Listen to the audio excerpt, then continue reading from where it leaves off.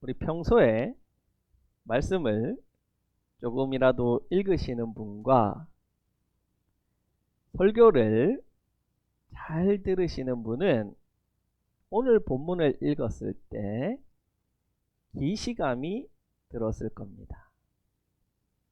무슨 말이냐면 이거 어디서 읽어본 것 같은데, 이거 설교 들어본 것 같은데, 바로 5,000명을 먹이신 사건이 마태복음 14장 21절 이하에 기록되어져 있습니다. 우리가 한 달 전에 설교를 들었던 본문입니다. 오늘은 4,000명을 먹이신 사건으로 그 내용이 5,000명을 먹이신 사건과 굉장히 유사합니다. 그래서 어떤 학자들은 한 번의 사건이 있었는데 그걸 마태가 2번이나 적었다, 이렇게 이야기하는 사람도 있습니다. 그도 그럴 것이 우리가 14장과 이 15장 오병이어와 칠병이어를 비교해 보면 거의 같은 사건이 아닐까 할 정도로 그 내용이 거의 같습니다. 비슷합니다. 그러면 도대체 우리는 이제 물어봐야죠. 마태는 왜 똑같은 이야기를 2번이나 적었을까? 그것은 비슷해 보이지만 두 이야기가 강조하고 있는 것이 다르기 때문에 그렇습니다. 오늘은 이 두 본문, 오병이어와 칠병이어, 5,000명을 먹인 사건과 4,000명을 먹인 사건을 한번 비교해 보면서 오늘 우리에게 주신 이 말씀, 칠병이어 사건이 우리에게 무엇을 이야기하는지 한번 들어보기 원합니다. 제가 말씀을 묵상해 보니 오늘 이 본문에는 예수님의 식탁에 없는 3가지가 있다는 것을 발견했습니다. 첫 번째는 울타리가 없습니다. 두 번째는 예수님의 식탁에는 대가가 없습니다. 세 번째로 예수님의 식탁에는 부족함이 없습니다. 첫 번째로 예수님의 식탁에는 울타리가 없습니다. 우리가 지난주 본 바로 앞에 본문, 거기 본문에서 예수님은 가나안 땅에서의 사역을 마치고 어디로 가셨죠? 갈릴리. 진짜요? 가버나움, 예루살렘. 큰일 났네. 이 정도 되니까 기시감이 전혀 안 들죠. 두로와 시돈으로 갔습니다. 거기서 가나안 여인을 만났죠. 그리고 오늘 본문에서 예수님은 다시 갈릴리 바다로 돌아왔다고 하시는데, 가나안 땅 쪽 갈릴리 바다가 아닌 데카폴리스라고 하는 로마식으로 지어진 도시들 10곳이 모여있는 이방 땅 쪽으로 가신 거예요. 즉 예수님은 지금 가나안 땅이 아니라 여전히 이방 땅에 계신 겁니다. 그것을 마태는요, 의도적으로 이렇게 표현합니다. 31절입니다. 장애인을 고쳐주고 기적을 행하자 사람들이 어떻게 말했습니까? 누구에게 영광을 돌렸어요? 하나님께? 이스라엘의 하나님께 영광을 돌렸습니다. 이렇게 말해요. 만약에 고침을 받은 자들이 유대인이었다면 마태는 어떻게 적었을까요? 하나님께 라고 적었겠죠. 그러나 이들은 이방인이었기에 우리의 신, 우리의 하나님이 아닌 유대인의 하나님, 이스라엘의 하나님께 영광을 돌렸다고 표현하는 겁니다. 즉 이 무리는, 칠병이어 사건의 이 무리는 이방인인 거예요. 예수님과 아무런 민족적, 혈통적 연결고리가 없는, 바로 지난주 우리가 말씀에서 봤던 그 가나안 여인, 그들과 같은 족속이라는 거예요. 율법을 이들은 배운 적도 없고 지킨 적도 없고 성전도 모릅니다. 그런 자들을 예수님은 가엾다, 불쌍히 여기고 먹을 것을 주십니다. 오병이어는 누구를 상대로 했다고요? 오병이어는 누구를 상대로? 이스라엘인, 유대인을 위해서 했다면 칠병이어는 누구를 위해서? 이방인을 위해서 한 겁니다. 그게 결정적인 차이가 있는 거예요. 예수님은 유대인만을 위한 메시아가 아닙니다. 예수님은 이방인만을 위한 메시아도 아닙니다.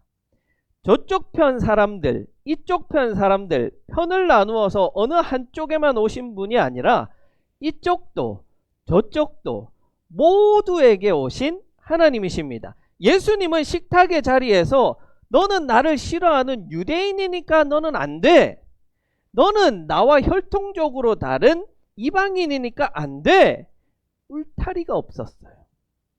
누구나가 다 예수께 찾아와서 먹을 것을 구하는 자들에게 예수님은 아낌없이 가진 것을 다 나누어 주셨습니다. 예수님에게는 울타리가 없었던 거예요. 오늘 우리가 나눌 이 식탁의 자리, 성찬의 자리에도 어떠한 울타리도 없습니다. 나이, 성별, 신앙의 여부, 재산의 많고 적음에 관계없이 하나님께서 베푸신 이 식탁의 자리에 누구나 와서 먹고 마시고 즐기고 행복해 하십시오. 우리 교회는 어떻습니까? 혹시 우리 교회에 울타리가 있는 것은 아닙니까? 우리끼리는 정말 즐겁고 행복하고 기쁜데 혹시 그 자리에 끼지 못하는 사람들이 있는 것은 아닌가요? 혹시 마음에 불편이 있는 사람은 있습니까? 나보다 못한 사람, 잘난 사람, 믿음이 좋은 사람, 부족한 사람, 그 사람을 차별하는 내 마음, 그 사람만 생각하면 못마땅해 하는 그 내 마음, 그 사람과 함께 있으니 불편하다는 그 마음이 있는 그 사람은 없습니까? 없어야 돼요. 우리는 예수님이 그러셨던 것처럼 무조건적으로 용납하고 예수님이 누구도 차별하지 않으셨던 것처럼 예수님이 누구나 사랑하시고 용납하신 것처럼 우리도 용납하고 사랑하고 품어줄 수 있어야 하겠습니다.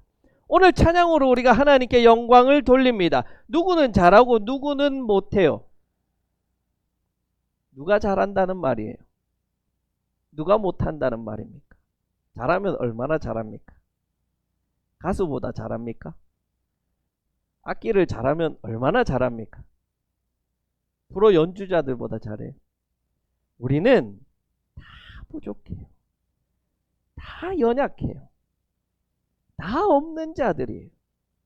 그러나 하나님께서 우리를 은혜로 불러주시고 은혜로 하나님 자녀 삼아주신 자들입니다. 그 부족함을 인정하고 서로를 용납하고 이해하고 받아주고 어떠한 울타리나 차별을 만들지 않고 오직 환대만 있는 기쁨의 자리로 만들어가는 우리 교회가 되기를 바랍니다. 우리 교회에는 울타리가 없습니다. 두 번째로 예수님의 식탁에는 대가가 없습니다. 32절에서 예수님은 무리를 보시고 이렇게 말씀하세요. 저 무리가 나와 있는지 벌써 사흘이나 되었는데 가엾다. 굶주린 채로 돌려보내기 싫다.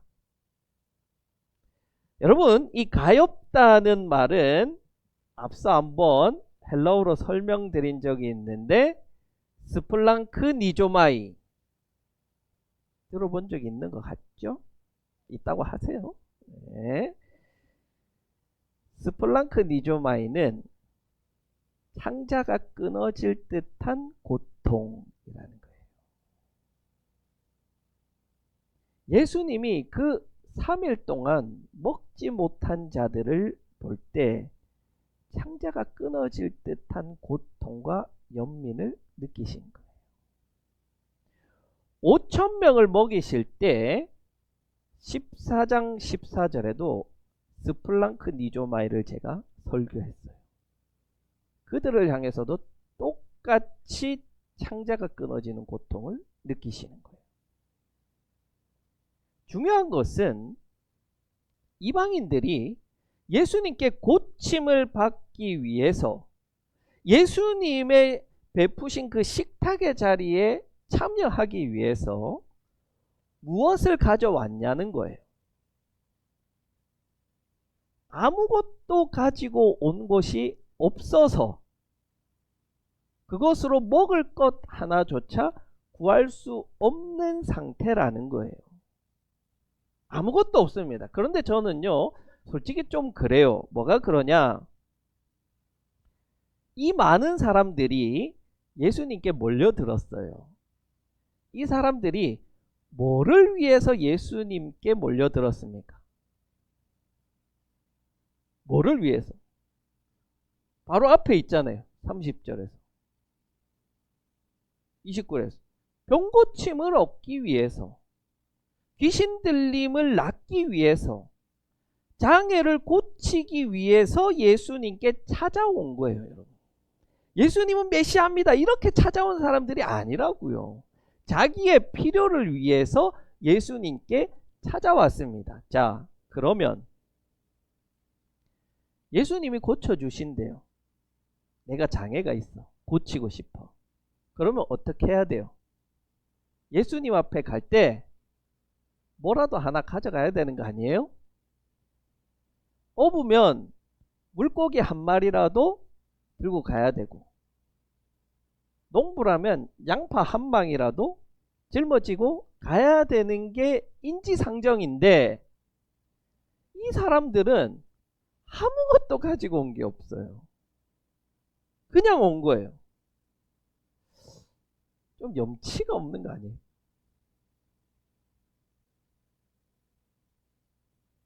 예수님은 그들을 향해서 그렇게 말씀하시지 않고 뭐라고 이야기하시냐면, 가엾다, 불쌍하다. 예수님이 베푸신 그 식탁의 자리는 거래가 아닙니다.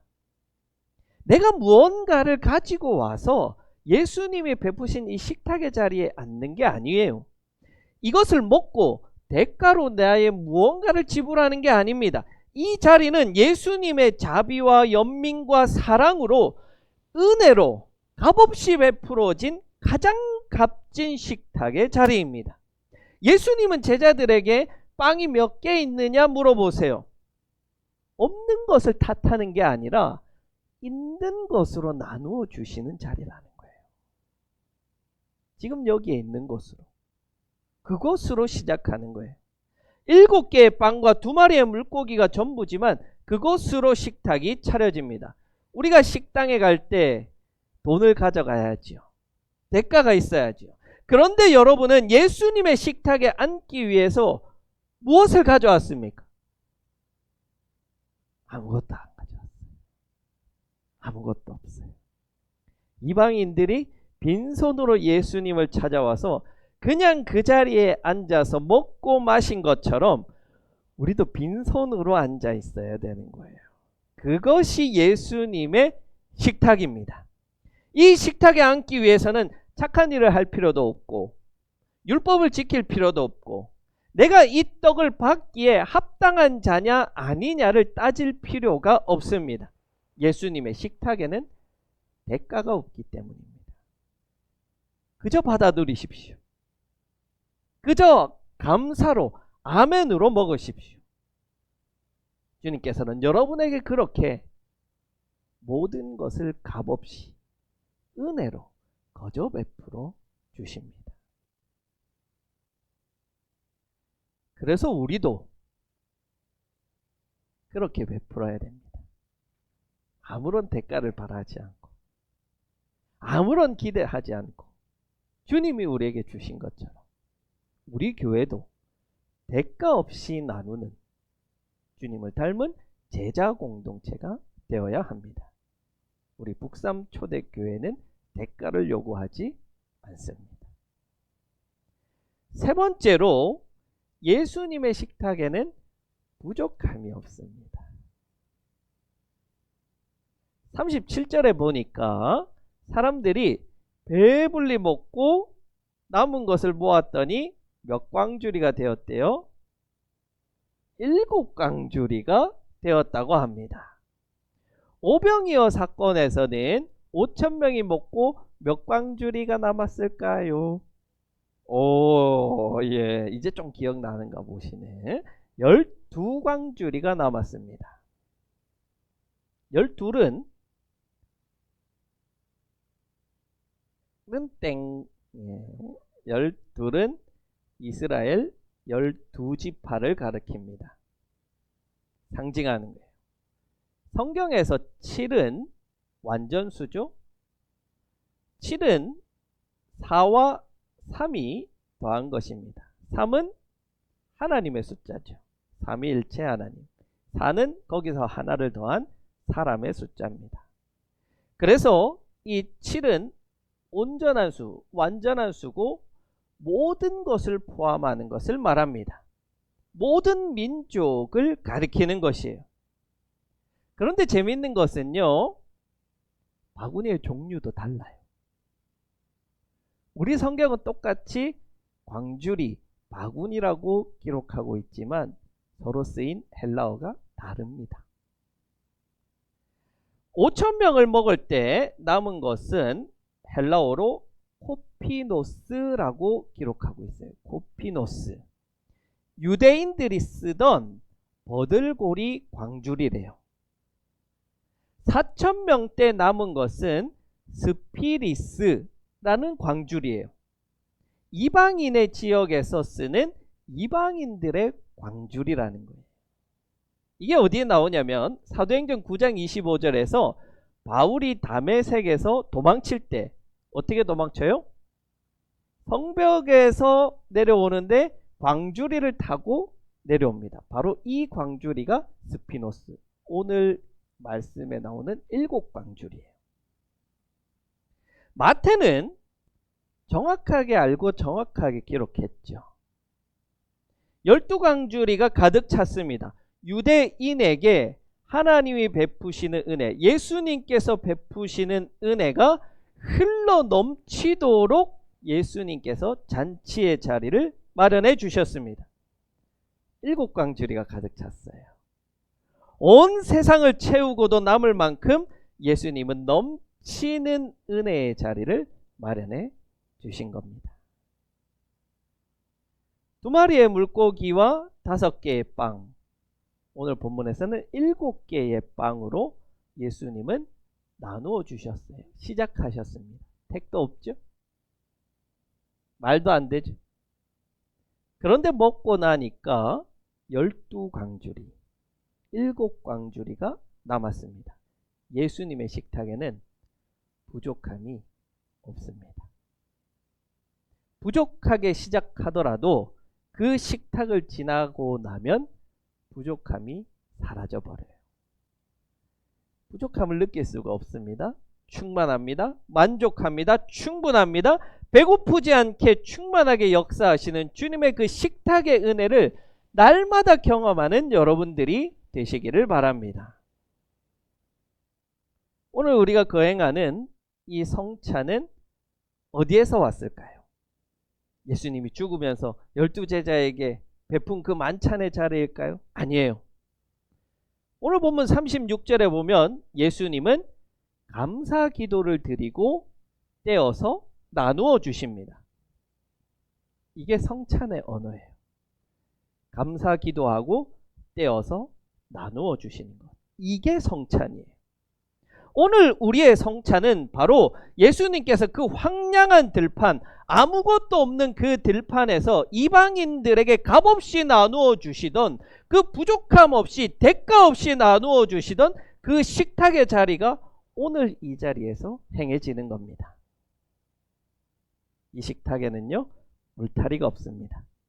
대가가 없습니다. 부족함이 없습니다.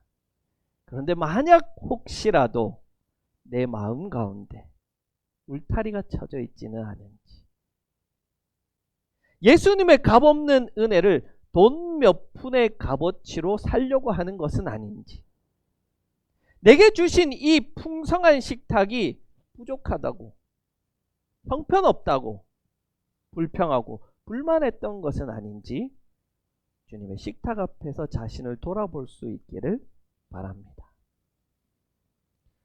유대인을 향한 광줄이 12개가 가득 찼습니다.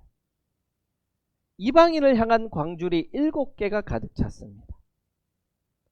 우리 앞에 놓인 이 광주리도, 오늘 이 식탁도 예수님이 베풀어 주시는 한없는 은혜로 넘치도록 채워 주시기를 바랍니다.